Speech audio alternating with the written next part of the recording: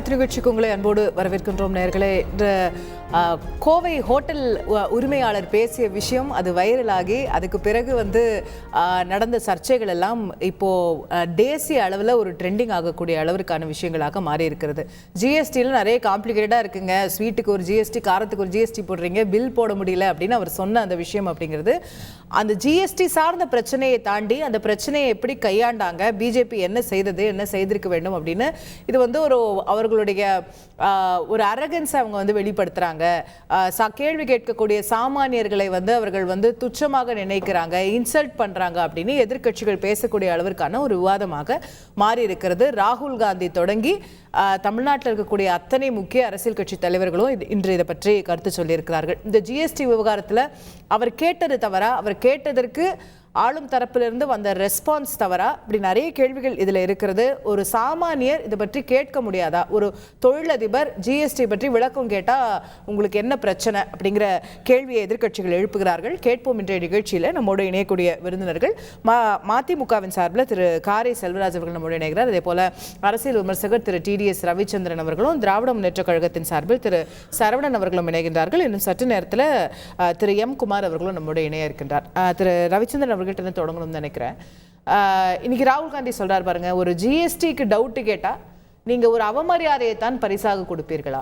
அவர் உட்கார்ந்து அவர் ஒரு மன்னிப்பு கேட்க வச்சு அதை வீடியோ பிடிச்சி வெளியிடுறது என்ன மாதிரி ஒரு செயல் அப்படின்னு கேட்குறேன். அவர் வந்தாரு தெரியும், பார்த்தாரு தெரியும், மன்னிப்பு எங்க கேட்டாருன்னு எனக்கு தெரியாது. மன்னிப்பு கேட்டிருக்காருன்னு தான் வானதி ஸ்ரீனிவாசனே சொல்றாங்க, இல்லைங்க பிரஸ் மீட்ல சொல்றாங்க. அதுக்கு நான் அந்த வீடியோவை மட்டும் பார்த்தேன். இதுக்கு முன்னாடி அமித்ஷா வானதி ஸ்ரீனிவாசன் பிரஸ் மீட் பாத்தீங்களா? நான் பார்த்தேன். அதுல அவங்க சொல்றாங்க அவர் கேட்ட மன்னிப்புங்கிறது என்ன அப்படின்னு சொன்னா, அடிப்படையில் இந்த கேள்வியை ஜிஎஸ்டியில இவ்வளவு குழப்பம் இருக்கு அப்படின்ற கேள்வியை இருந்திருந்தால் அதை நம்மளுடைய நிதி அமைச்சர் கடந்த 7 வருடங்கள்ல ஜிஎஸ்டி கவுன்சில் மீட்டிங் போகும்போதெல்லாம் சொல்லி இருந்திருக்கணும். ஐயா இப்படி இருந்திருக்குது, அப்படி இருந்திருக்குன்னு சொல்லியிருக்கணும். அந்த கேள்வியை நம்ம அவங்ககிட்டயும் கேட்போம், அது வேற விஷயம். ஆனா நான் ஒரு தொழிலதிபர்னும் போது நான் மாநில நிதி அமைச்சரை பார்த்தாலும் சொல்லுவேன், மத்திய நிதி அமைச்சரை பார்த்தாலும் சொல்லுவேன், யார்கிட்ட சொன்னா என் பிரச்சனை தீரும்னு எல்லார்கிட்டயும் சொல்லலாம். நீங்க சொன்னதே தவறுன்னு நீங்க பாப்பீங்களான்னு கேட்கிறேன். நீங்க சொன்ன மாதிரி ஒரு சாமானியர் தொழிலதிபராக வந்திருந்து கையில் பில் போடக்கூடிய அளவில், கம்ப்யூட்டர் இல்லாமல் எதுவும் இல்லாமல் கையில் பில் போடக்கூடியவராக இருந்திருந்தால், ஒரு அண்ணாச்சி கடை முதலாளி பைத்தம் பருப்பு என்ன ரேட்டு, பாதி உளுந்தோ என்ன ரேட்டு, முழு உளுந்து என்ன ரேட்டுலாம் கேட்டால் அவர் டப்பு டப்பு டப்புன்னு சொல்லுவார். இருந்தாலும் அந்த கடையில் அவர் இல்லைன்னா பில்லு போடுறவங்களுக்கு ரேட்டில் கொஞ்சம் முன்ன பின்ன வரலாம். ஆனால் எனக்கு தெரிஞ்சு 20 வருடங்களாக கணிப்பொறியை பயன்படுத்தி கொண்டிருக்கக்கூடிய ஒரு நிறுவனம். நான் திருப்பூரில் தான் இருந்தேன். எனக்கு கோயம்புத்தூரில் நல்ல ருசிகரமான ஒரு சாப்பாடு வேணும்னு சொன்னால் காசு இருந்தால் அவர்கிட்ட போவேன், காசு இல்லைன்னா வேறு இடத்துக்கு போயிடுவேன். அது இயல்பான ஒரு விஷயம். அப்போது அவருக்கு தெரியும், ஒரு பில்லுக்கு ஒரு கம்ப்யூட்டருக்கு இதுக்கு 18% ஒரு வாட்டி சொன்னால் போகிறோம். ஏன்னா பைனரி தான், 0 1 தான் கம்ப்யூட்டர் எனக்கு தெரிஞ்சு. இன்னொன்றுத்துக்கு இதுக்கு 21% சொன்னால் தெரியும். இது நம்பர் 1. ரெண்டாவது, இவ்வளவு குழப்பங்கள் இதுக்கு முன்னாடி 5 வரிகள் இருந்தது இல்லையா, VAT, sales tax, cess, excise duty அப்படியெல்லாம் இருந்தது இல்லையா. அப்போவே இவருக்கு ஏன் வந்ததில்லை அப்படின்னு சொன்னால், தொழிலை சுத்தமாக செய்யக்கூடிய ஒருத்தர். நான் அப்போல்லாம் 2014-16 150 ரூபா தாலி சாப்பாடு அங்கே நான் சாப்பிட்ருக்கேன். ஒரு தாலி ஃபுட்டு 150 ரூபா, அதில் காஃபி கொடுப்பாங்க. அது 20 ரூபாயோ 15 ரூபாயோ எனக்கு தெரியாது. அந்த மாதிரி நாங்கள் சாப்பிட்ருக்கேன். அதனால் அவருக்கு கண்டிப்பாக தெரியும், என்ன ரேட்டு எல்லாம் தெரியும். இதை ஏன் சாலமன் பாப்பையா ஐயா பட்டிமன்றத்துல கேட்கக்கூடிய ஒருத்தர் மாதிரி, அதுதான் உங்களுக்கு பிரச்சனையா போச்சு இல்லையா? ஒண்ணும் இல்ல, அது ஒரு எம்பாரஸ்மென்ட் உங்களுக்கு உருவாக்கிருச்சு. அதனால இப்ப அவர் பேசுறது இன்னொரு வீடியோ, மன்னிப்பு கேட்கிறாருன்னு ஒரு வீடியோ யூடியூப் ரூட்டஸ் மாதிரி தான் தெரிந்ததே ஒழிய, நிர்மலா சீதாராமன் அம்மாக்கு ஏன் இதுல பதில் சொல்லணும்னு தோணலைன்னா, நேற்றுக்கு பேட்டியில் திரும்ப சொன்னாங்க, ஜனரஞ்சகமா சொன்னாருன்னு.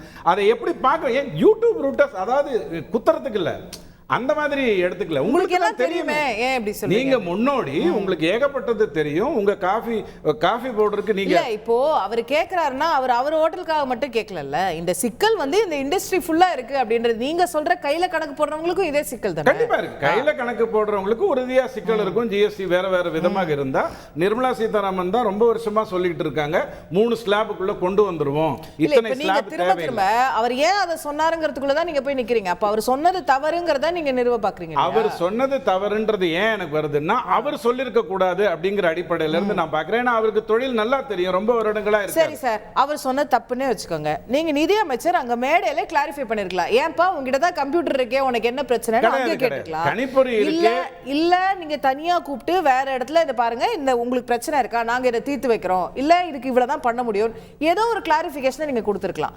அதை விட்டுட்டு அதுக்கு பதிலா அடுத்து இன்னொரு வீடியோ தான் வருது அப்படின்னா அதை எப்படி புரிஞ்சுக்கிறது? இல்ல, எனக்கு அண்ணாமலை ஐயா கொடுத்த தகவல் எனக்கு ரொம்ப பிடிச்சிருக்கு. என்ன இந்த மாதிரி ஒரு வீடியோ இருந்து அவர் சந்தித்தார்னு சொல்றதே வெளியில. ஏன்னா எங்க சோ எப்போதும் என்ன சொல்லுவார்னா, தனிப்பட்ட 2 பேர் பேசுறது எனக்கு என்ன சூழ்நிலை வந்தாலும் நான் அதை வெளிப்படுத்த மாட்டேன், அதுதான் அரசியல்ல நேர்மை, மக்கள் நேர்மைன்னு அவர் தெளிவா சொல்லுவார். அப்படிதான் நாங்க பழகி இருக்கோம். இந்த இடத்துலயும் அண்ணாமலை இன்னைக்கு மன்னிப்பு கேட்க வேண்டிய அவசியம் ஏன் ஏற்பட்டது? ஏன்னா நீங்க எப்படி அதை திருப்புவீங்களோ, தோசையை 2 விதமா தான் திருப்ப முடியும். சார், வீடியோவை நான் வெளியிட்டேனா? வீடியோ யார் வெளியிட்டது பாருங்க. சந்தித்தது அவங்க 2 பேர் வெளியிட்டதா இல்லையா? தமிழ்நாடு பிஜேபி வெளியிட்டதா இல்லையா? சத்தம் போட்டுருக்காரு. வேற யாராவது வெளியிட்டு இருந்தா கூட இது வழக்கமா நடக்கிற ஒரு விஷயம் தான். ஜெயலலிதா அம்மா பக்கத்துல ஒரு லேடி இருக்கிற மாதிரி ஒரு போட்டோ வச்சுட்டு தீவிரவாதியுடன் ஜெயலலிதா இருக்கிறது பார் அப்படின்னு சொல்லி ஒரு 2 நாள் பேச விட்டுட்டு அப்புறம் அது போட்டோஷாப்னு தெரிஞ்ச உடனே கபால் அமுத்திட்டு பேசுறதெல்லாம் அரசியல்னு அவர் அண்ணாமலை ஐயாவுக்கு தெரியும். நம்மால அதை பண்ணிருக்க கூடாது அப்படிங்கறது நம்ம தெளிவா சொல்றோம். ஆனா நம்ம தொடங்கிய பிரச்சனைக்கு வந்துருவோம். இப்ப அரிசி ஜிஎஸ்டிக்கு சம்பந்தம் கிடையாது. அதே அரிசியை நீங்க பேக்கெட் பண்ணி 20 கிலோ ஒரு பிராண்டோட போட்டீங்கன்னா அந்த இடத்துல ஜிஎஸ்டி வரும். இதெல்லாம் இவருக்கு தெரியும். வடை அப்படின்னா எப்படி அதுக்கு டாக்ஸ் உண்டு, தயிர் வடைனா அதுக்கு என்ன டாக்ஸ் உண்டு, எல்லாம் அவருக்கு நல்லா தெரியும். தெரிந்தும் அவர் ஏன் இந்த கேள்வியை கேட்கிறாரு? அதாவது நான் கன்வெர்ட்டட் பொருள் பன்னுக்கு நீங்க ஏதோ ஒரு காரணத்துக்காக பிடிக் பண்றீங்கன்னா அங்க கிரீம் போட்டுட்டீங்கன்னா அதுல கன்வர்ஷன் வந்துருது. இது சாதாரணமா தெரியக்கூடிய ஒரு விஷயம். ரொம்ப சிம்பிளா சொல்றது அந்த யூடியூப் ரூட்டர்ஸ்ல நிர்மலா சீதாராமன் அப்படி நின்னுட்டாங்களே ஒழிய. இப்போ சாதாரண பன்னு 10 ரூபான்னா எனக்கு தெரியாது அன்னபூர்ணா ரேட். ஆனா சாதாரண பன்னு 10 ரூபான்னா கிரீம் பண்ணி 20 ரூபா இருக்குமா? ஆமா, 30 ரூபா. அப்போ அந்த 10 ரூபா பொருளுக்கும் 20 ரூபா பொருளுக்கும் ஆனா நீங்க 12% டாக்ஸ்ல வித்தியாசம் கொடுக்குறீங்க. 10 ரூபா பொருளுக்கு டாக்ஸே கிடையாது. வாங்குறவன் ஒரே ஆளுதான். 10 ரூபாய் பொருளுக்கு டாக்ஸே கிடையாது. எனக்கு ஒரே ஒரு நிமிடம். அப்ப இது 0ல இருக்கு, அது 18ல இருக்கு. 10 ரூபாய் பண்ணுக்கு 20 ரூபாய் பண்ணுக்கு எதுக்கு இவ்வளவு வித்தியாசம்னா ஒரு எளிமையா கேக்குறாரு. உண்மை. ஆனா எனக்கு ரொம்ப திகைப்பா இருக்கிறது அந்த யூடியூப் ரூட்டர்ஸ்ல காட்சி ஊடகங்கள் மேல எனக்கு இருக்கக்கூடிய இன்னும் திகைப்பா இருக்கிறது. மெட்ரோவுக்கு மத்திய அரசு பணம் கொடுக்கவில்லை, இவ்வளவு நாளா குற்றச்சாட்டு.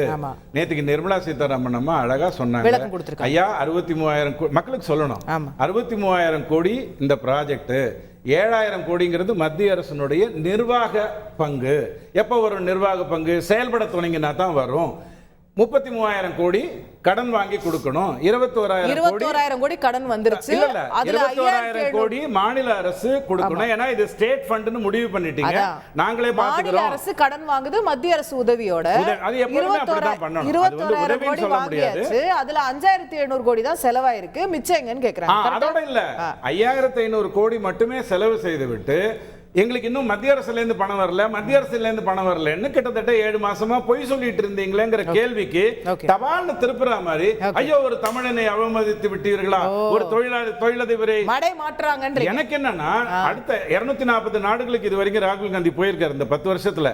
இப்ப உடனே ஒரு வெளிநாட்டுக்கு போயிட்டு ஐயோ தமிழர்கள் தொழிலதிபர்கள் எல்லாம் இல்ல அதான் முடிஞ்சிச்சு, அவர் வேலை என்னவோ முடிஞ்சிச்சு, அதுக்கு நான் 2வது ரவுண்ட்ல வர்றேன். ஆனா அதுக்கப்புறம் ஒரு வெளிநாட்டுக்கு போயிட்டு அங்க தொழிலாளர்கள் நிம்மதியாவே இருக்க முடியல, கேள்வியே கேட்க முடியல. ஆனால் எனக்கு ஒரு சம்பவம் மட்டும் ஞாபகம் வருது, 10 செகண்ட்ல முடிச்சிடுறேன். கவர்னர் ஒரு கோவிலுக்கு போறாரு. 10 செகண்ட். கவர்னர் ஒரு கோவிலுக்கு போறாரு. வெளில ஒரு தகவல் என்ன சொல்றாருன்னா, இவங்கள் எல்லாம் கொஞ்சம் மிரட்சியோடு இருப்பதாக நான் பார்க்கிறேன். அந்த அர்ச்சகர்கள் எல்லாம் அந்த செயல்பாடுகின்றவன் ஒரு கருத்தை சொன்னார். ராத்திரியோட ராத்திரியா அர்ச்சகரை கூட்டிட்டு வந்து, நேத்திலேருந்து நாங்க தூங்கலிங்க, அதை பார்த்துட்டு நீங்க மிரட்சின்னு நினைச்சிட்டீங்க, எங்களுக்கெல்லாம் எந்த பிரச்சனையும் இல்லைங்க, கரெக்டா தான் போயிட்டு இருக்குது, சேகர்பாபு ஐயா பாத்துக்கிறார், இப்படி சொல்ல வைத்தது யாருங்கிறது அரசியல். அப்படிதான் இந்த மன்னிப்பு வீடியோ. இல்ல அது மிரட்டல், இது புரட்டல்னு சொன்னா தேவையில்லாமல் பிஜேபி செய்த ஒரு தவறு. கேட்போம். திரு சரவணன் அவர்கிட்ட கொண்டு போய் நினைக்கிறது, இப்போ அந்த வீடியோ வெளியிட்டது தவறு அப்படிங்கறத அவங்களே ஏத்துக்கிறாங்க. அண்ணாமலே மன்னிப்பு கேட்கிறாரு, அதை கிளாரிஃபை பண்றாரு. ஆனா நீங்க இதை பெரிதாக்குவது இந்த மெட்ரோ மேட்டரை மடை மாற்றுறதுக்கு, நீங்க அதை வேற இந்த விஷயத்தை பெருசாக்கி அதை காணாம அடிக்கிறீங்கன்னு இவங்க குற்றச்சாட்டு. ஒட்டுமொத்த தமிழ்நாட்டு மக்களும் தமிழர்களும் திருமதி நிர்மலா சீதாராமன் எப்பொழுது மன்னிப்பு கேட்க போகிறார் என்று காத்துக் கொண்டிருக்கிறார்கள். யார்கிட்ட ஒரு சார்? தமிழரை அவமதித்திருக்கிறார், வேண்டுமென்றே அவமதித்திருக்காங்க. இப்போ இந்த ஜிஎஸ்டி கருத்து கேட்பு அவங்க கூட்டங்கள் இல்லை, யார்கிட்ட இவங்க மன்னிப்பு இது போல கேட்கணும்னு கேக்குறீங்க? ஒரே நிமிஷம், ஒட்டுமொத்த தமிழர்களிட கேட்கட்டும் முதல்ல, அப்புறம் திரு சீனிவாசன் அவர்கள் கிட்ட கேட்கட்டும் மன்னிப்பு. இப்போ அவங்க வந்து ஒரு அறையில இருக்காங்க, ஒரு இந்தியாவுடைய நிதி அமைச்சர் ஒரு அறையில இருக்காங்கன்னா அவங்களுக்கு தெரியாம யாராவது அங்க போய் போட்டோ எடுக்க முடியுமா, வீடியோ எடுக்க முடியுமா யாராவது? அப்ப அவர்கள் ஒப்புதலோடு நடந்திருக்கிறதா, அவர்களுக்கு தெரிந்தே நடந்திருக்கிறதா? ஒப்புதல் இல்ல, தெரிந்திருக்கிறது அப்படின்னா எப்படி அதை வந்து ஏற்றுக்கொண்டிருக்கிறார் திருமதி நிர்மலா சீதாராமன்? எனக்கு இதுக்கு சம்பந்தமே இல்லைன்னு சொல்லி கடந்து போய் விட முடியுமா? இல்ல ஒரு அப்ப எனக்கு தெரியாமல் நடந்திருக்கிறது அப்படின்னா இது ஒரு செக்யூரிட்டி பிரீச் தானே. இப்போ உங்க இஷ்யூ வந்து வீடியோ ரிலீஸ் பண்ணது மட்டும் தானே? இல்ல இரு, நான் உங்க பிரச்சனை வந்து வீடியோ ரிலீஸ் பண்ணது தான் இல்லையா? நான் கிளாரிஃபை பண்ணிக்கிறேன். ஐ அம் டாக்கிங் டு யூ. அது உங்களுடைய கருத்தா இருக்கலாம், உங்களுடைய கருத்தா இருக்கலாம். நான் இன்னும் முடிக்கல. என் கருத்தை சொல்ல சார், கேள்வி கேக்குறேன். அதுதான் நான் அதுக்கு தான் எக்ஸ்பிளைன் பண்றேன். என்ன அப்படின்னா இதற்கு முன்னால பாத்தீங்கன்னா குஜராத்ல ஒரு பங்கு சந்தை வர்த்தகர் வந்து இதே போல எகத்தாளமாக பேசுகிறார். நான் வந்து ஷேர் வாங்கினாலும் டாக்ஸ் போடுறீங்க, வித்தாலும் டாக்ஸ் போடுறீங்க, லாபம் வந்தாலும் டாக்ஸ் போடுறீங்க, அப்படியே வச்சிருந்தாலும் டாக்ஸ் போடுறீங்க, லாஸ் வந்தாலும் டாக்ஸ் போடுறீங்க, you are a sleeping partner அப்படின்றாரு. ஒட்டுமொத்த அரங்கமும் கை கொட்டி சிரித்தது. அவர் இது போல ஏதாவது மன்னிப்பு வீடியோ வெளியிட்டாரா? ஒரு தமிழனுக்கு மட்டும் இந்த அவமானம் நிகழ வேண்டுமா? அதுவும் ஒரு மிகப்பெரிய தொழிலதிபர், அங்க வந்து மிகவும் சமூகத்துல வந்து ஒரு அந்தஸ்தோடு இருக்கக்கூடியவர், அவரை இப்படித்தான் கூப்பிட்டு வச்சு மிரட்டி வீடியோ ரிலீஸ் பண்ணுவீங்களா? இப்போ திரு அண்ணாமலை அவர்கள் வந்து அவர் மிரட்டப்பட்டதா அவர் எங்கயாவது சொல்லிருக்காரா? இல்ல, எப்படிங்க அவர் சொல்லுவாரு? பின்ன நீங்க எப்படி அந்த முடிவுக்கு வரீங்கன்னு கேக்குறேன். இல்ல எம்எல்ஏ என்ன சொல்றாங்க? எம்எல்ஏ என்ன சொல்றாங்க? அவரா இன்கமிங் கால்ல போன் பண்ணாரு, போன் பண்ணி நான் மேடமை சந்திக்கணும், நான் சொன்னது வந்து ஊடகத்துல தவறா புரிந்து கொள்ளப்படுது, நான் மேடம்கிட்ட விளக்கம் கொடுக்கணும்னு கேட்டாரு. அவரா தான் வந்து சொன்ன மன்னிப்பு கேட்டாரு, விளக்கம் கொடுத்தாரு, போனாருன்னு இது எம்எல்ஏ சொல்றாங்க. இப்ப இது இப்படி நடக்கல இந்த வெர்ஷன், அவர் வேற ஏதோ அழுத்தத்துக்குள்ளா இருக்கிறார் அப்படின்னு நீங்க சொல்றீங்கன்னா அது எந்த அடிப்படையில? எந்த அடிப்படையில சொல்றேன்னா, இந்த வீடியோ வெளியே வரல, இந்த சம்பவங்களை வந்து யாருமே ரெக்கார்ட் பண்ணல அப்படின்னா அப்பொழுது சரி, திரு சீனிவாசன் அவர்களே கால் செய்திருக்கிறார், அவரே பேசி இருக்கிறார், அவரே போய் மன்னிப்பு கேட்டார், யாருக்குமே தெரிஞ்சிருக்காது, அப்ப நம்பலாம். இந்த வீடியோ வெளிவந்திருக்குன்னா அப்ப என்ன உள்நோக்கம்? என்னை யாராவது கேள்வி கேட்டனா பாரு, என்ன நடக்குது பாரு என்ற அந்த ஆணவம், அதைத்தான் இது வந்து வெளிப்படுத்துகிறது. அதை விட முக்கியமாக எதை பார்க்க வேண்டும் அப்படின்னா, திரு அண்ணாமலை அவர்கள் வந்து மன்னிப்பு கேட்கிறாரு. ஆமா, அங்க கூட இருந்த திருமதி வானதி சீனிவாசன் என்ன கேக்குறாங்க? ஒரு ஆண் அமைச்சரோ ஒரு ஆண் எம்எல்ஏவோ இருந்தா இவர் இப்படி கேள்வியை கேட்டிருப்பாரா அப்படின்றாங்க. ஆமா, பாஜக அதனாலதான் இன்னைக்கு வந்து வசதியா வரல போல இருக்கு. ஏன்னா அவங்களுக்கு பாவம் யாரை சப்போர்ட் பண்றதுன்னு தெரியல. திருமதி வானதி சீனிவாசனுடைய சப்போர்ட் வெர்ஷனை சப்போர்ட் பண்றதா இல்ல வந்து திரு அண்ணாமலை அவர்களுடைய வெர்ஷனை சப்போர்ட் பண்றதா அப்படின்றது தெரியல.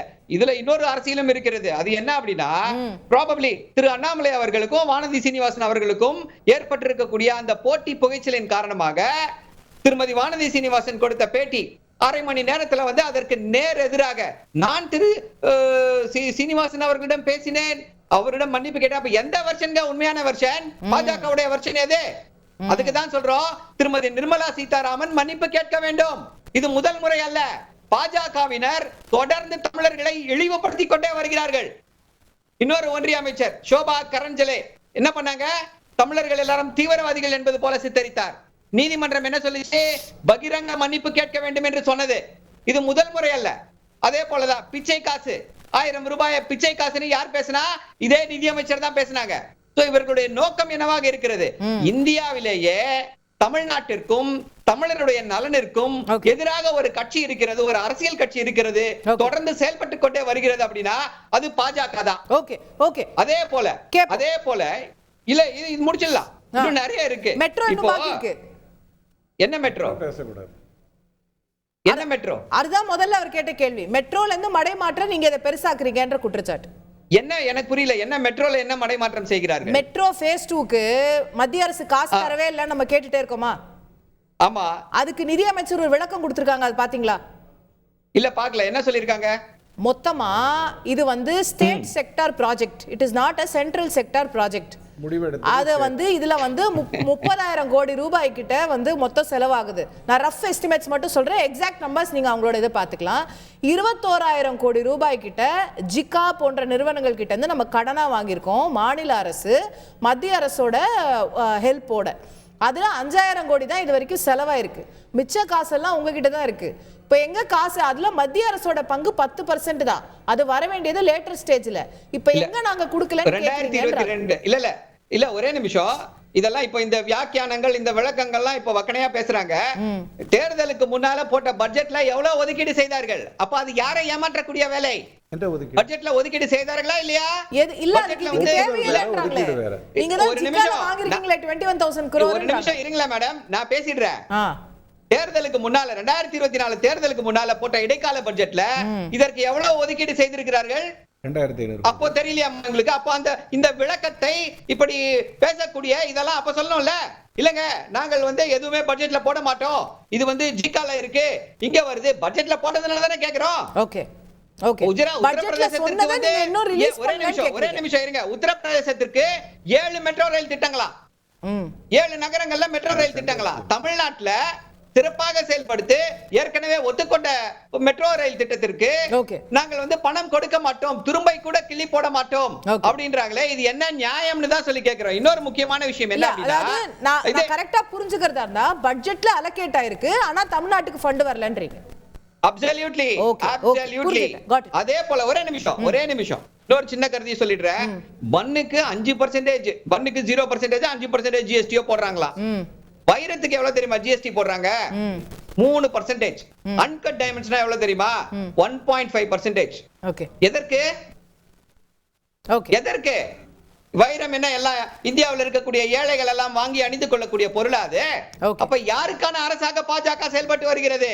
Crony capitalist. இப்போ இதுவே திரு சீனிவாசன் அவர்கள் எலக்டோரல் பாண்ட் மூலமாக ஒரு 50 கோடியோ 100 கோடியோ பாஜகவுக்கு டொனேட் பண்ணிருந்தாருன்னா அவருக்கு இந்த நிலைமை வந்திருக்காது.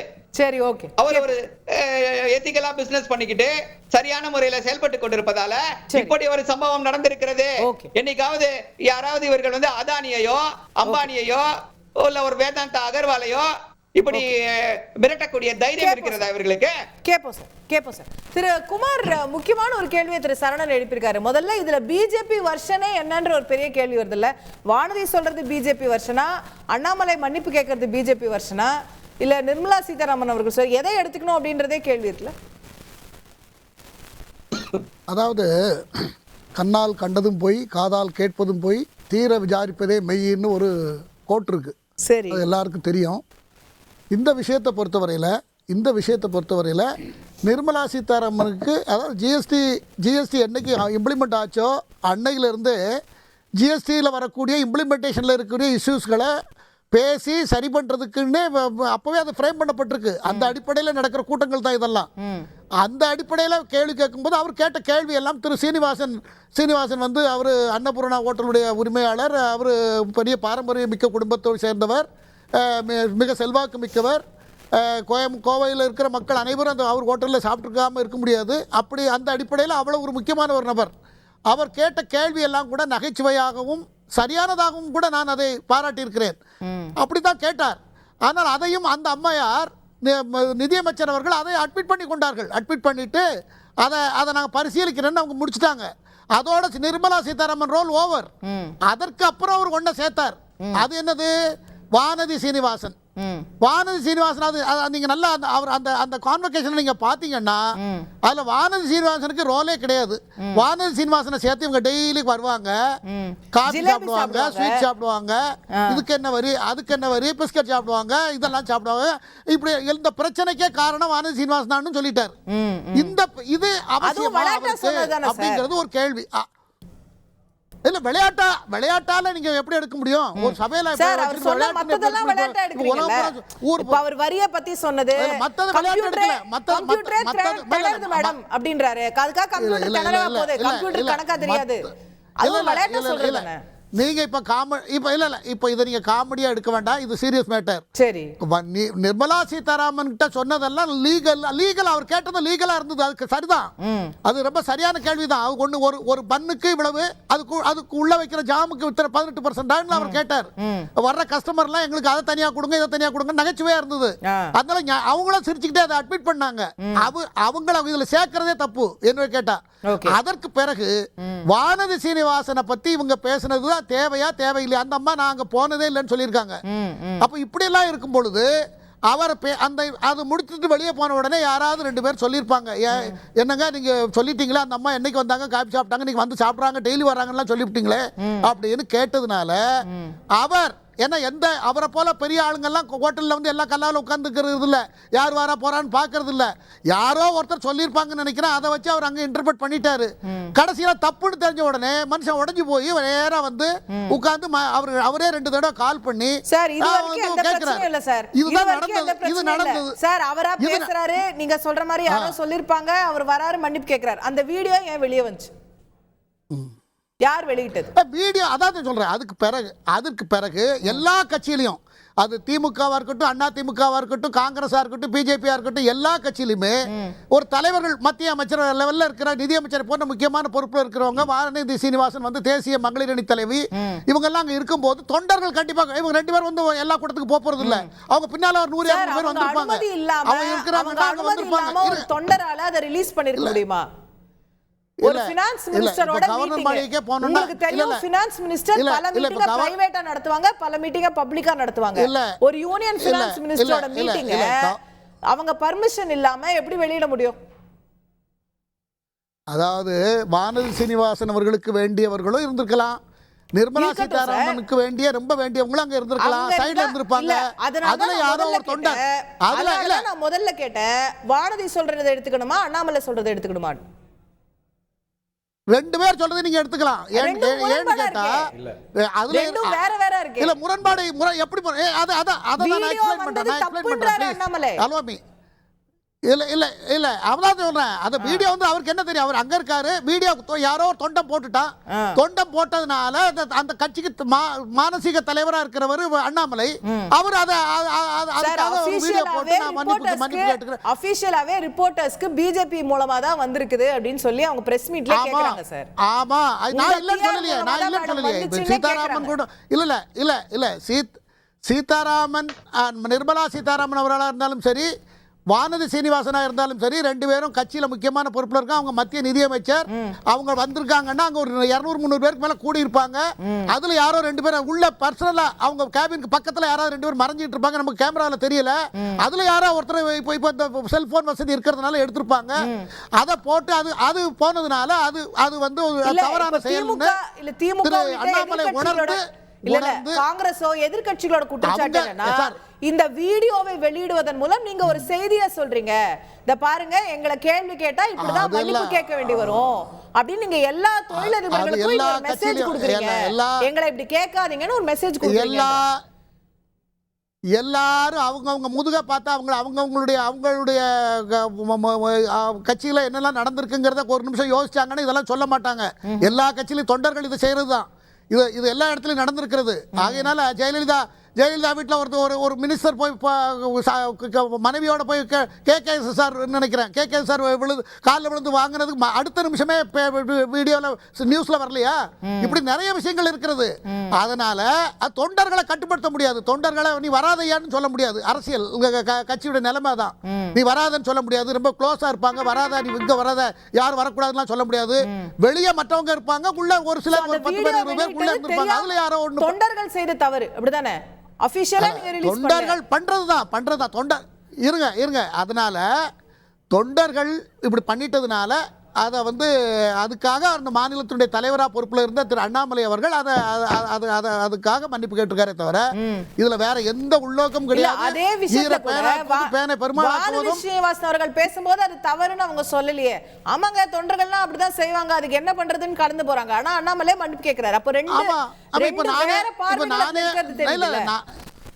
இல்ல இப்ப நான் யதார்த்தத்தை நான் சொல்றேன். அந்த அம்மாவும் அப்படித்தான் சொல்லியிருக்காங்க. அவரு அதுக்கு பொறுப்பேற்கணும்ல. அவர் மாநில தலைவரா, அவரு மாநில தலைவரா, இல்லைன்னா அது கோயம்புத்தூர் மக்கள் அவரை தப்பா நினைப்பாங்களே.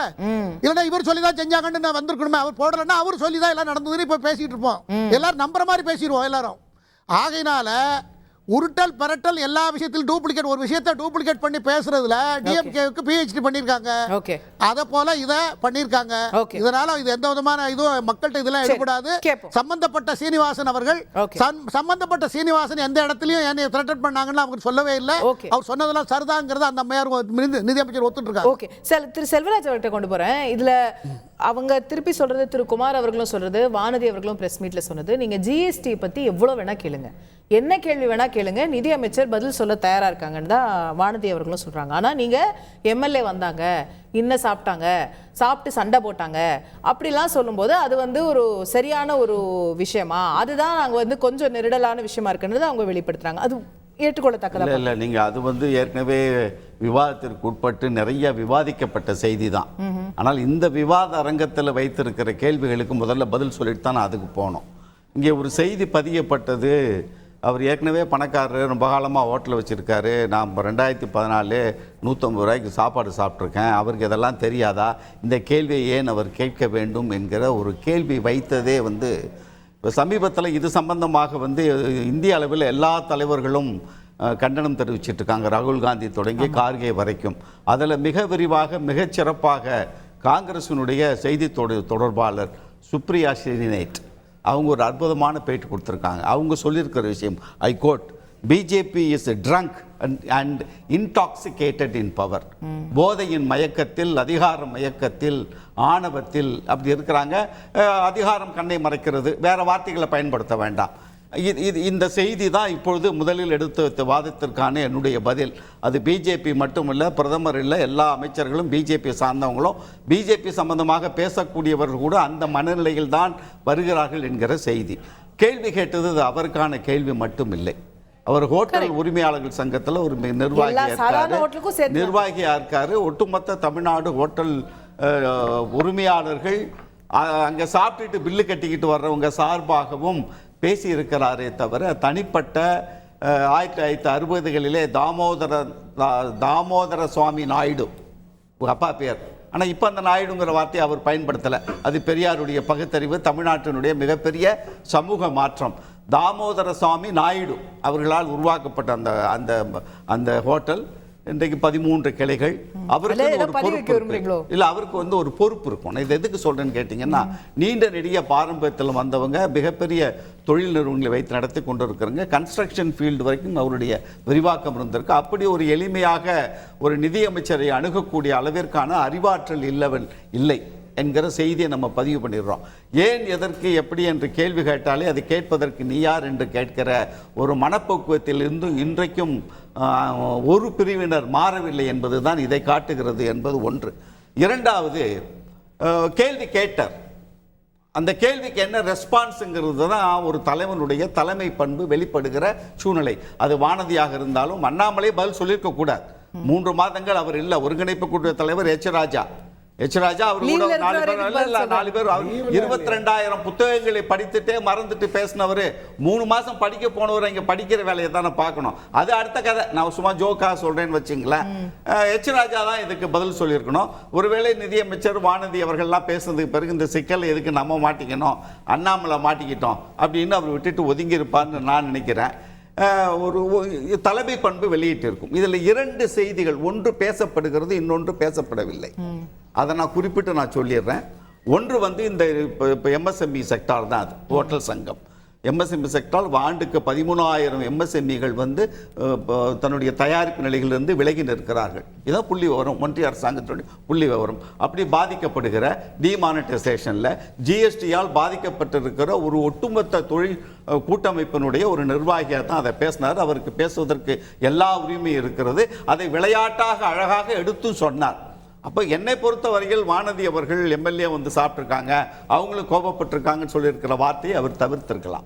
அந்த இடத்துல தேவையில்லாமல் வானதி அவர் உள்ள இழுத்ததுனால தான் அந்த அம்மாவுக்கு கோபம் வந்து அவங்க தான் இவரை மிரட்டி மன்னிப்பு கேட்க வைத்திருப்பார்கள் என்பதோடு என்னுடைய என்னுடைய பார்வை. உங்களோட அக்யூசேஷன் அது இல்ல, நீங்க தான் நான் சொல்றேன் இது நடந்திருக்கணும். அது ஏன்னு கேட்டீங்கன்னா, ஒன்று நிதியமைச்சர் நிர்மலா சீதாராமனுடைய மனநிலையை அறிந்து பிஜேபியில் இருக்கிறவங்க மிரட்டி இருக்கணும், அவரை மிரட்டி இருக்கணும். ஏன் மிரட்டி இருக்கணும்? ஏன்னு கேட்டா உடல் மொழின்னு ஒண்ணு இருக்கு.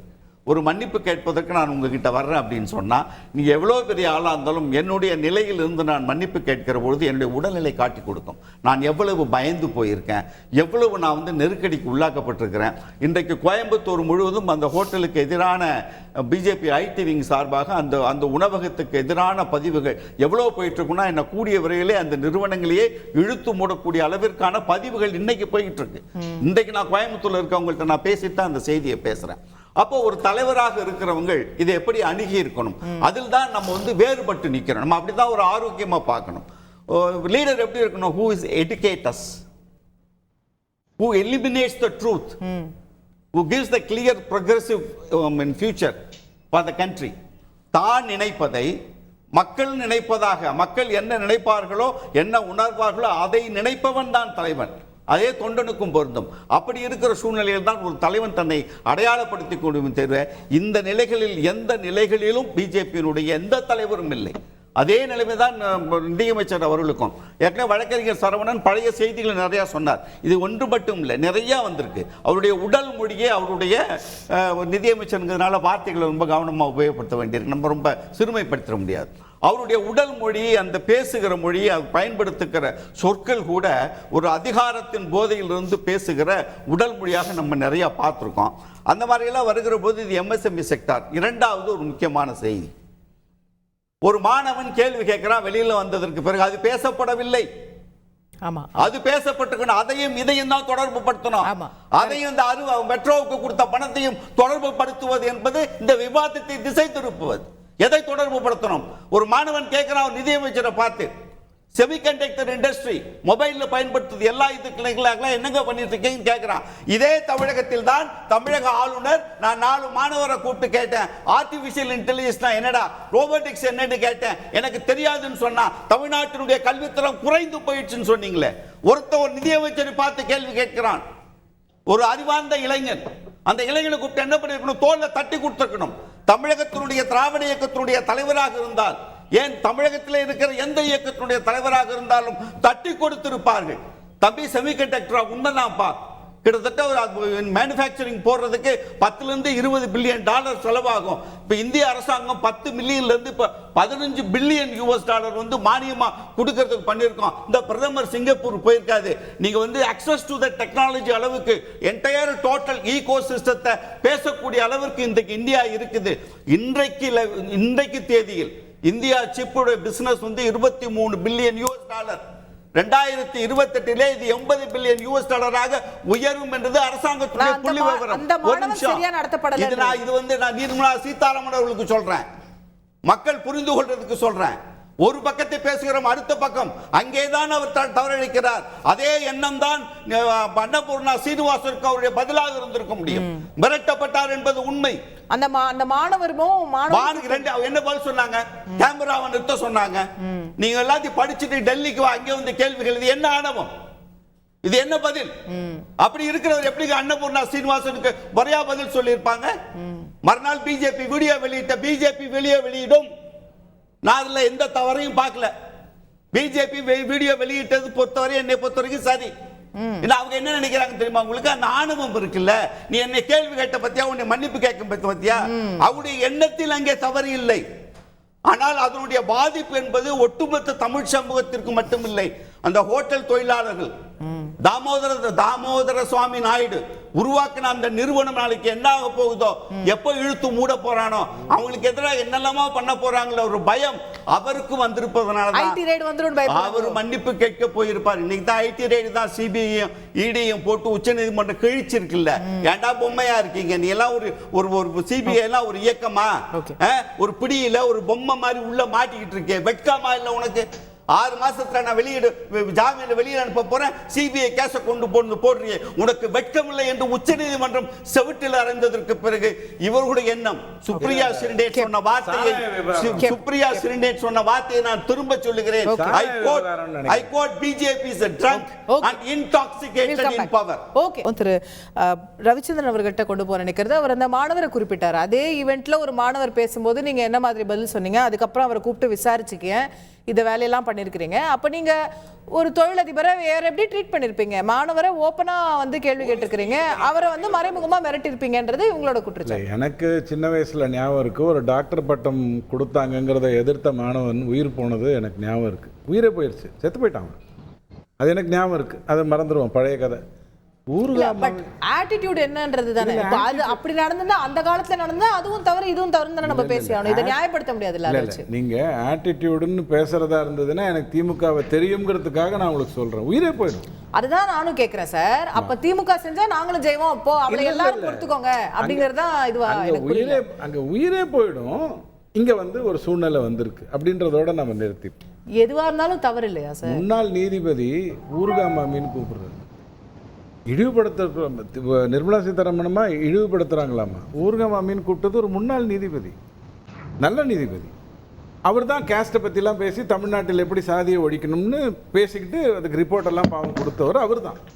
அடுத்த கேள்வி என்னன்னா, அடையார் ஆனந்த பவனுக்கு இதே மாதிரி ஒரு சூழ்நிலை வந்தது. ஆமாம், பெரியார் ஐயாவுடைய இதில் வழியில் தான் நம்ம பண்ணுறோம்னு ஒரு சூழ்நிலை வந்தது. உடனே யாரும் அங்கே போக மாட்டாங்க அப்படிங்கிற மாதிரிலாம் ஒரு சூழ்நிலை வேணும். அடுத்த நாளே அங்கே போயிட்டு தானே இருக்காங்க. இல்லை, அதான் நானும் சொல்கிறேன், அதைத்தான் நானும் சொல்கிறேன். அடுத்த நாளே அந்த ஒரு பையனை இல்ட்ரீட் பண்ணாங்கங்கிறது பூதாகரமாகி இப்படி இதில் எப்படி ஈவே ராமசாமி ஐயா உங்களுக்கு சொல்லி கொடுத்தாருன்னெல்லாம் நியூஸ் வந்து கோயம்புத்தூருங்கிறதுனால ஒரு பயம் இல்லை, ருசி கண்டதுனால ருசி கண்டவன் திருப்பி போயிடலாம். இல்ல சார், இன்னைக்குமே நீங்க இந்த பர்టిక్యులர் ஹோட்டலை டார்கெட் பண்ணி பிஜேபி ஆதரவாளர்கள் சோஷியல் மீடியால என்ன போறீங்க, அங்கெல்லாம் காஃபி நல்லா இருக்காதுன்றோம், இல்ல வந்து அது ஓவர் பிரைஸ்ட் அப்படினோ நீங்க இல்ல நீங்க சொன்னீங்கன்னு சொல்லல சார். கோயம்புத்தூர்ல இருக்கிற ஒருத்தனும் சொல்ல மாட்டான். ஏன் சொல்ல மாட்டான்னா பிஜேபி ஆதரவாளர்கள் இன்னைக்கு அவங்க டார்கெட் பண்ணி இன்னைக்கு அகைன்ஸ்டா போஸ்ட் போடுறாங்க சோஷியல் மீடியாலனா, அது வந்து அந்த மனநிலை தான் ஒரு क्वेश्चन பண்றாங்க. சோஷியல் மீடியால பண்ணிருக்கிறது எல்லாத்தையும் நான் தவறுன்னு எடுத்துக்கிறேன். ஏன்னா கோயம்புத்தூர்ல நான் 30 வருடம் திருப்பூர்ல இருந்திருக்கேன், எனக்கு தெரியும் அங்க எப்படி இருக்குங்கிறது தெரியும். குப்புசாமி நாயுடு மெமோரியல் ஹாஸ்பிட்டல்ல தான் அவர் போவார். நம்ம அன்னபூர்ணா ஐயா ஹோட்டல் அதிபர் இருக்கார் இல்லையா, மருத்துவத்துக்கு குப்புசாமி நாயுடு ஐயா கிட்ட தான் போவார். பெரிய ஞானி கோயம்புத்தூர்ல யாருன்னு கேட்டால் ஜிகே நாயுடுன்னு தான் சொல்லுவாங்க. ஸோ அங்கெல்லாம்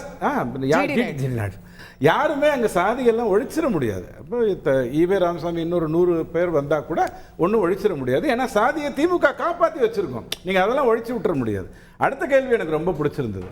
வானதி அம்மா சொன்னது கான்வர்சேஷன், அண்ணாமலை ஐயா சொன்னது வெர்ஷன். இப்படி தான் அதை நீங்கள் பிரித்து பார்க்கணும். அங்கே நடந்தது நீங்கள் தூண்டிட்டீங்க, தேவையில்லாமல் யாராக இருந்தாலும் அந்த ஒரு சின்ன கோபம் வரும். உப்பிட்டவராக இருந்தாலும் ரோஷம்னு ஒன்று வரும், வந்திருக்கு, ஒரு கருத்து சொல்லியிருக்காங்க. ஆனால் வானதி அம்மா தன்னுடைய அரசியல் வாழ்க்கையில் தன்னை அழகாக கம்போஸ் பண்ணிக்கக்கூடியவங்க. அவங்க அந்த இடத்துல இப்போ நான் பெண்ன்றதால அப்படி பேசுனாங்க, அதெல்லாம் வந்து கொஞ்சம் அதீதமா பார்க்குறாங்க. பெரிய ஊழல் ஒன்று நடந்தது, இப்போ ரிவ்யூ நடந்துட்டு இருக்கு. அவருக்கு கருணாநிதி சொன்னது என்ன தெரியுமா, அவர் வந்து தலித்துங்கிறதுனால தான் நீங்கள் இந்த ஊழல் பழியே போட்டான்ட்டாங்க. அது வந்து அக்கௌண்டிங் ஜெனரல் போட்டான் 1,72,000, அப்புறம் நிறைய ஜீரோலாம் போட்டான். எனக்கு கொஞ்சம் கஷ்டமாயிடுச்சு, அது வேற விஷயம். ஆனால் நீங்க அப்ப ஒட்டின லேபிள் உங்களுக்கு ஞாபகப்படுத்துறேன். ஏன்னா எனக்கு எதுவாக இருந்தாலும் திமுக என்ன பண்ணுச்சுன்னு ரெஃபரன்ஸ் பார்ப்பேன். கரெக்டா பண்ணிருக்கோம்,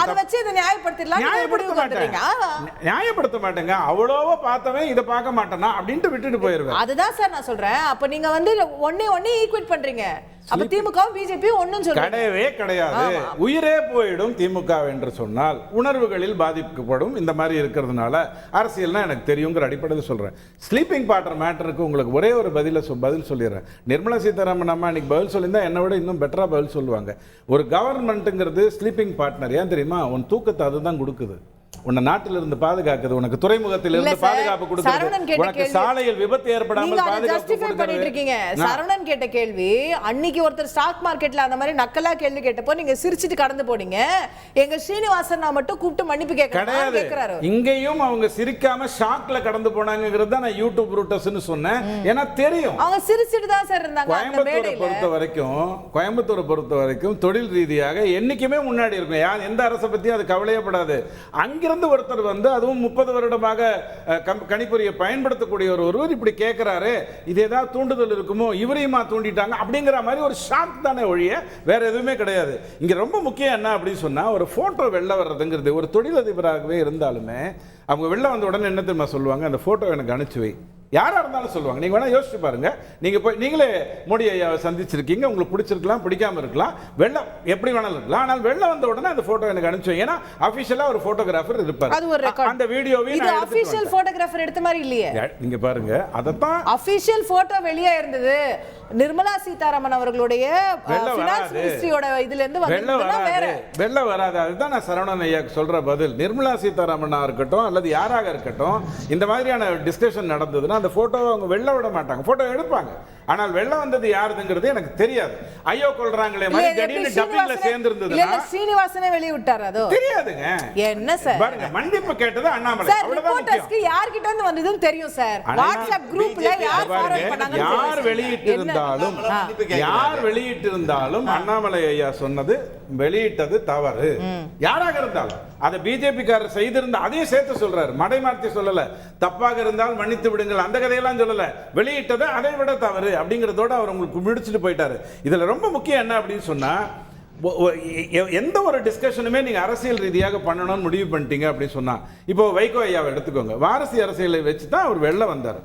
அதே வாரிசு அரசியல் இன்னைக்கு எப்படி இருக்குங்கிறது தெரியும். இன்னைக்கு நீங்க ஒரு லீடர்னா இப்படி இருக்கணும் அப்படி இருக்கணும் நீங்க சொல்லலாம். நான் பார்த்திருக்கேன் வைகோ ஐயா ஒரு லீடரா, செம்ம லீடரையா அப்படிலாம் பார்த்திருக்கேன். அதுக்கப்புறம் தடம் போடுறதுங்கிறது அரசியல் இருக்கக்கூடிய ஒரு சாதாரணமான.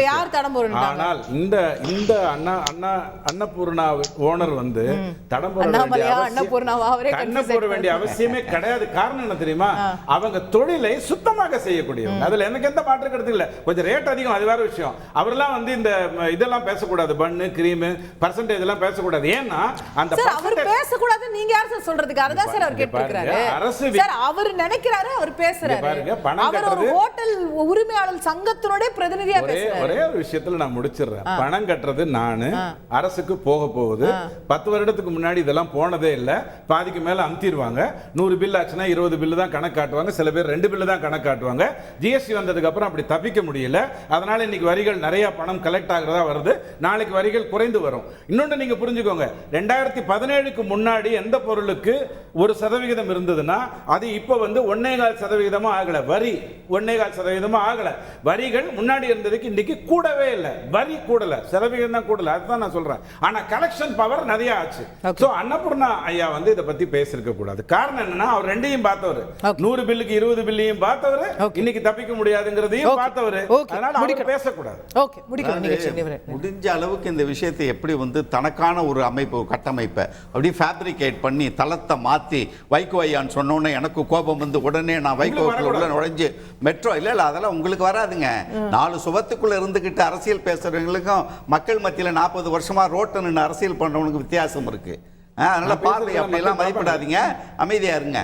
உங்களுடைய லெவலுங்கிறது 4 சுவற்றுக்குள்ள பேசுகிற மக்கள் பார்க்கறாங்க. உங்களுடைய கவலை என்பது இந்த 4 சுவர் தான். நாங்கள் 40 வருஷமா அடிபட்டு உதப்பட்டு ஜெயிலுக்கு போய் ரத்தம் சிந்தி ஒரு கட்சியை காப்பாற்றி வச்சிருக்கிறவன்ட்ட பேசக்கூடிய பேச்சு இல்லை. அது வேற எங்கேயா வேற யார்ட்டையும் பேசுங்க. அது உடனே அந்த மெட்ரோ உடனே அது இது என்னென்னமோ மாற்றி முடிக்கிற வரைக்கும் பண்ணி பார்க்குறாரு. மீண்டும் எங்கே வந்து நிற்கிறேன்னு கேட்டால் அன்னபூர்ணா சீனிவாசன் இதை கேட்டிருக்க கூடாது. அன்னபூர்ணா சீனிவாசனுடைய கவலை என்பது நான் ஏற்கனவே சொன்னேன், ஒட்டுமொத்த சமூகம். ஏன்னா அவங்க வேற எங்கேயும் போய் பொருள் வாங்குறது இல்லையா, வேற எங்கேயும் போய் பொருள் வாங்குறது இல்லையா, இல்லை வந்து சாப்பிடக்கூடிய மக்கள் தன்னுடைய பொருள் விலை ஏறினா இதோட சேர்த்து இதை சேர்த்தோம்னா இன்னமும் விலை அதிகமாகுது, நம்மளுடைய வியாபாரம் குறைஞ்சிருமே, இதை குறைச்சா என்ன வியாபாரம் அதிகம்னு ஒரு தொழிலதிபர் நினைக்க மாட்டாரா? இவங்க எம்எஸ்எம்இ ஒழிக்கணும்னு முடிவு பண்ணிட்டாங்க. ஏன்னு கேளுங்க, ஒரே ஒரு செய்தி மட்டும் சொல்லிடுறேன். இப்ப கடந்த வாரம் 10 சிக் இண்டஸ்ட்ரீஸ், உங்களுக்கு எங்கே கவலை வந்திருக்க வேண்டும். 67,000 கோடி ரூபாய் இந்திய வங்கிகளில் கடனை வாங்கி சிக்காயி எல்லா 10 கம்பெனியும் 16,000 கோடி ரூபாய்க்கு அதானி வாங்கியிருக்கார். 74% ஹேர்கட், 46,000 கோடி ரூபாய் அரசாங்கத்திற்கு இழப்பு. அத பத்தி பேசுறதுக்கு இங்க ஒருத்தரும் இல்ல. இந்த எம்எஸ்எம்இக்கெல்லாம் உதவி செய்யறதுக்கு தானே ஃபர்ஸ்ட் அந்த மீட்டிங். அத்தனை பேரையும் கூப்பிட்டு வாங்க, அதிகாரிகள் எல்லாம் கூப்பிட்டு வச்சு உங்க குறைகளை சொல்லுங்க கேட்கறதே உங்களுக்கு ரிசல்ட் என்ன? அந்த சார் அந்த ஒட்டுமொத்த மீட்டிங்ல அந்த 5 நிமிஷம் அவர் பேசினதையும் வைரல் ஆக்குனதையும் நம்ம பாக்குறோம். மீட்டிங்ல வேற என்னென்ன சொன்னாங்களோ, என்னென்ன பிரச்சனைகளை தீர்த்தாங்களோ இல்ல தீர்க்காம போனாங்களோ நமக்கு தெரியல. நான் அத சொல்லல. கேள்வி கேட்பது என்பதெல்லாம் ஒரு நிகழ்வுங்க. ஒட்டுமொத்தமாக கடந்த 10 ஆண்டுகளில் எம்எஸ்எம்இ நிலைமை ஜிஎஸ்டிக்கு பிறகு உயர்ந்திருக்கிறதா என்று சொன்னால், நான் ஏற்கனவே சொன்னேன், அதுக்கு தான் நம்ம பாதுகாப்பு ஒரு விஷயத்தை சொன்னேன். ஆண்டுதோறும் 13,000 எம்எஸ்எம்இக்கள் மூடப்படுகிறது. இன்னைக்கு என்ன செய்தாலும் அவங்களால ரிவ்யூ பண்ணி எழுந்திருக்க வர முடியல. கார்ப்பரேட் 2 லட்சம் ரூபாய் கார்ப்பரேட் டாக்ஸ் கட்டுறான். நான் கட்ட 2,46,000 கோடி ரூபாய் நான் இன்கம் டாக்ஸ் கட்டுறோம் பொதுமக்கள். யாருக்கான அரசு என்கிற கோபம் வரல. அப்பெல்லாம் பேசல. ஒருத்தர் ஒரு கேள்வி கேட்டார் என்பதற்காக என்னென்ன திருப்பி அவருக்கு உரிமை இருக்கா அவர் கேட்கலாமா? இது என்ன பெரிய ஒரு விளையாட்டுத்தனமா இருக்கு. கேட்போம். திரு குமார், உங்களுடைய நிறைவான கருத்துக்கள் சுருக்கமா முடிக்கணும். அதாவது இன்னைக்கான பிரச்சனை வந்து நிர்மலா சீதாராமனை பத்தினதே அல்ல. அது வந்து நீங்க ஃபர்ஸ்ட் ஹாஃப்ல நீங்க பேசுறது கேட்டிருக்கணும். அவர் கொரோனா டைம்ல என்னென்ன சலுகைகள் பண்ணீங்க, என்னென்ன இல்ல அதெல்லாம் பாராட்டி பேசிட்டு அதற்கப்புறம் வானதி சீனிவாசனை பேசுறது தான் இதுல பிரச்சனையே. வானதி சீனிவாசன பிரச்சனையை மட்டும் நம்ம பேசுறதை விட்டுட்டு திரும்ப சீனிவாசன நிர்மலா சீதாராமன் அதில் கொண்டு இணைக்கிறதுங்கிறது களங்கம் ஏற்படுத்துவதற்காக, பிஜேபியை களங்கம் ஏற்படுத்துவதற்காக இப்ப திட்டமிட்டு டூப்ளிகேட் பண்ண ஒரு டூப்ளிகேட் சப்ஜெக்ட்.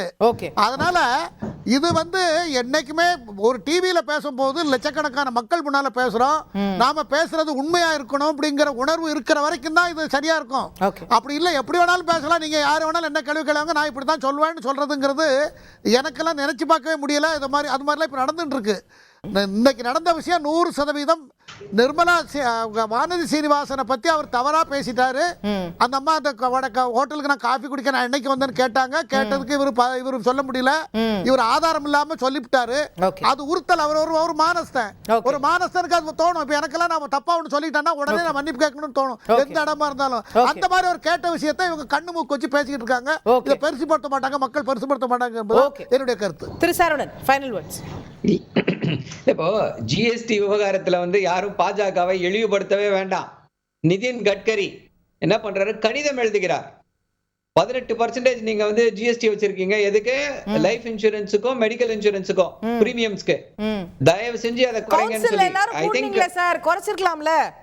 இல்ல இங்க பாருங்க, ஜிஎஸ்டி கவுன்சில் எப்படி செயல்படுகிறது, ஒரு நிமிஷம் ஜிஎஸ்டி கவுன்சில் எப்படி செயல்படுகிறது, அது எப்படி வந்து ஒன்றிய அரசு என்ன நினைக்கிறதோ அதை செயல்படுத்தக்கூடிய ஒரு இடமாக இருக்கிறது அப்படின்றத அண்ணன் பிடிஆர் ஒரே நிமிஷம் இருங்க. அண்ணன் பிடிஆர் வந்து தெளிவா விளக்கி இருக்கிறார். நீங்க வந்து கோவாக்கும் ஒரு ஓட்டு, தமிழ்நாட்டுக்கும் ஒரு ஓட்டு, எப்படிங்க இது சரின்னு சொல்லி கேள்வி எழுப்பினாரு. நியாயமான விஷயம் சார். வேறு இல்ல என்ன பேச விடாம கேட்டுட்டே இருந்தீங்கன்னா நான் என்ன பண்றது? என்னுடைய கருத்து மக்களுக்கு போய் சேர வேண்டுமா வேண்டாம்? கரெக்ட் பேசுங்க சார். கொஞ்சம் இருங்க. ஜிஎஸ்டி கவுன்சில் எப்படி செயல்படுது, ஜிஎஸ்டி வரி விகிதங்களை வந்து குறைப்பதற்கு மாநிலங்களுக்கு உரிமை இருக்கிறதா இல்லையா என்பது வேறொரு விவாதம். அந்த விவாதத்துல நம்ம அதை விவாதிப்போம். எப்படி ஒன்றிய அரசு அது நினைத்ததை சாதித்துக் கொண்டே இருக்கிறது. நிதின் கட்கரி அவர் வந்து கேபினெட்ல இருக்காரு, அவர் லெட்டர் எழுதுறாரு. ஒண்ணு அவரு ரிசைன் பண்ணிட்டு போயிருக்கணும், இல்ல அவரை தூக்கி போட்டிருக்கணும். அந்த தைரியம் இருக்கிறதா பாஜகவிற்கு? இன்னொரு முக்கியமான விஷயம் என்ன அப்படின்னா, இப்படிப்பட்ட அமைச்சர்கள் மக்களை சந்திக்கவே இல்லாமல் தொடர்ந்து பெரிய பெரிய பொறுப்புகளுக்கு சென்று கொண்டிருக்கிறார்கள். மக்களை இப்படிப்பட்ட ஒருத்தங்க வந்து ராஜ்யசபால இருந்து போய் மக்களை சந்திக்காமல் செல்லலாமா அப்படின்னா கண்டிப்பாக செல்லலாம். எப்படிப்பட்டவர்கள் இதுக்கு முன்னாடி இருக்காங்க? திரு மன்மோகன் சிங் அவர்கள் இருந்திருக்கிறார். அவர் வந்து மக்களை சந்தித்ததில்லை, ராஜ்யசபா மூலமா தான் ஆயிருக்காரு. ஏன்னா ஒரு எக்ஸ்பர்ட், டொமைன் எக்ஸ்பர்ட். எந்த டொமைனோட எக்ஸ்பர்ட் இவங்க? அது ஒரு முக்கியமான காரணம். இப்படிப்பட்ட அந்த எல்லா இடங்களிலுமே அந்த அரகன்ஸ் நீங்களே சொன்னீங்க, அது வெளிவருவதற்கு இது முக்கியமான காரணம். மக்களை சந்திக்காமல், மக்களுடைய நாடி துடிப்பு என்னவென்றே தெரியாமல், மக்களால் தேர்ந்தெடுக்கப்படாமல் இப்படி தொடர்ந்து இந்த பதவிகளிலே இருப்பதாலதான் இப்படிப்பட்ட பிரச்சனைகள் வருகிறது. இது ஒரு பிரச்சனைனா, இன்னொரு பிரச்சனை என்ன அப்படின்னா, பாஜகவில் இருக்கக்கூடிய அமைச்சர்கள் திறமையற்று இருக்கிறார்கள். அங்க யாருக்கு எந்த விதமான திறமையும் கிடையாது. அவர்களுடைய ஒரே திறமை என்ன அப்படின்னா, RSS உடைய கோட்பாடுகள் எல்லாம் சரி, அப்படின்னு சொன்னா போதும், இந்துத்துவாவை நான் ஏற்றுக்கொள்கிறேன்னு சொன்னா போதும், நீங்கள் எந்த உயர் பதவிக்கும் போலாம். திறமைக்கும் அவர்கள் மதிக்கக்கூடிய பதவிக்கும் எந்த விதமான சம்பந்தமும் கிடையாது. இதுதான், இதனாலதான் இப்படிப்பட்ட விஷயங்கள் தொடர்ந்து இங்கே வந்து நிகழ்ந்து கொண்டே இருக்கிறது. தேங்க்யூ. நிகழ்ச்சி நிறைவு செய்தாக வேண்டும். இந்த தருணத்துல பங்கேற்று கருத்து தெரிவித்த 4 விருந்தினர்களுக்குமே நன்றி. பார்த்த உங்களுக்கும் நன்றி நேயர்களே. வணக்கம்.